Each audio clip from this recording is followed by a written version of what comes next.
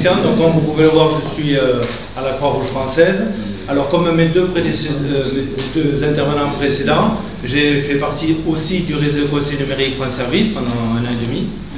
Et une fois ce contrat terminé, je suis resté bien sûr à la Croix-Rouge pour être aidant numérique. Alors nous, comment nous intervenons? Alors un petit peu comme ça a été dit précédemment, je ne vais pas vous refaire tout le discours, mais la Croix-Rouge, vous la connaissez pour le secourisme, l'aide alimentaire, l'aide vestimentaire, l'accueil santé solidaire, hygiène, etc. Ça c'est à l'hôpital Lagrave. Et il y a, parmi tant d'autres services, l'inclusion numérique. On a voulu créer, pendant le Covid, ça a été fait, un service d'inclusion numérique à l'unité locale de la Croix-Rouge de Toulouse, rue Raymond IV. Il y a une vingtaine d'aidants numériques, on a reçu des formations, etc. Bon, moi, j'avais ma formation conseiller numérique France Service, le PIX, etc. Ça a été dit, on n'y revient pas. Et donc, Marc Menot, qui également était l'ancien de la Croix-Rouge, m'a demandé de témoigner donc, sur ce qu'on faisait. À l'unité locale de Toulouse, le mardi, on reçoit des personnes. Et également, on se déploie sur des CCAS à Balma, à Longueuil, à l'Union. Bon, je ne vais pas tout citer, et on a 5 unités locales dans le département, ce qui fait qu'on peut un petit peu se répartir un peu partout. Les activités, alors, donc, on m'a demandé de témoigner, alors qu'est-ce qu'on fait? On fait beaucoup de choses, bien sûr, mais alors, quelques anecdotes plutôt. Un homme de 74 ans qui, suite à un changement de véhicule, fait comme il avait l'habitude de faire, il réunit tous ses papiers, il envoie tout ça à la préfecture, et il est content, et puis hop, un courrier revient, il dit, mais monsieur, c'est pas comme ça qu'on procède, il faut passer par l'NTS. Mais sur l'NTS, c'est quoi? N'en sait rien, ordinateur jamais vu de sa vie, Internet ne connaît pas. Donc voilà le genre de choses qui nous arrivent. Donc cette personne, bien sûr, on est obligé de l'aider.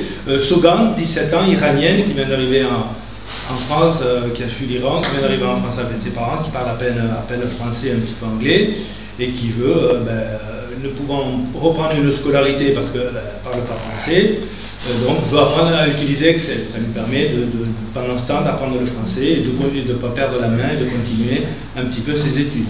Les résidents d'une personne âgée, gérée par un CCAS, qui par exemple veulent découvrir Internet, utiliser un ordinateur, parce que dans leur vie elles n'ont jamais fait ça, et elles sont curieuses d'apprendre, donc on va aussi faire des formations pour des gens comme ces dames. Une personne défavorisée, un sans domicile, un étranger qui n'a ni Internet ni ordinateur, ou tout simplement pas le savoir-faire pour réaliser une démarche en ligne. Demande de RSA, vous l'avez vu aux infos, des millions de Français ont droit au RSA et ne savent pas le demander. Donc j'ai fait ça cet après-midi, j'ai fait une demande de RSA. Par exemple, Amélie, la CAF, la NTS, vous savez ce que c'est, l'Agence nationale d'études sécurisées, bien sûr, les cartes de séjour pour les étrangers. Vous vous doutez bien que la Croix-Rouge en a un public un peu spécial, hein. Bien sûr, beaucoup d'étrangers, beaucoup de personnes sans domicile ou en situation illégale, alors ça ne regarde pas, et on s'occupe de tout le monde. Mais on s'occupe aussi d'une personne qui vient nous voir parce qu'elle ne sait pas réaliser sa prime rénov', elle ne sait pas faire son dossier en ligne, c'est trop compliqué, voilà. On a reçu une formation, on travaille avec tous. Vous avez sûrement du travail, hein, beaucoup de travail. Et aussi, vous savez, avant ça existait le métier d'écrivain public. Donc maintenant, l'écrivain public, c'est qui? C'est l'aidant numérique qui va prendre le relais parce qu'on ne peut plus. Vous avez combien de droits pour faire tout ça? On est une vingtaine hein, dans le service d'inclusion numérique de Toulouse. On est une vingtaine et on se répartit un peu partout tous les jours de la semaine. Oui, on a fait énormément de rencontres.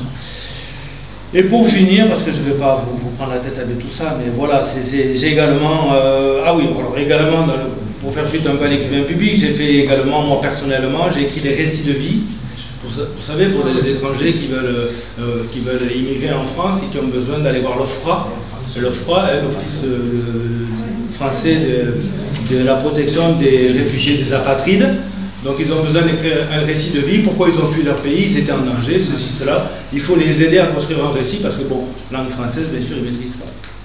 Voilà, pour faire très très vite, puisque j'avais 5 minutes, voilà quelques exemples de ce que peut faire la Croix-Rouge, comme les autres intervenants précédemment, aider les personnes qui n'ont pas accès à Internet. Internet c'est bien, le digital c'est bien, on en a besoin, mais hélas, tout le monde n'y a pas accès, on n'a pas le savoir-faire. Merci beaucoup.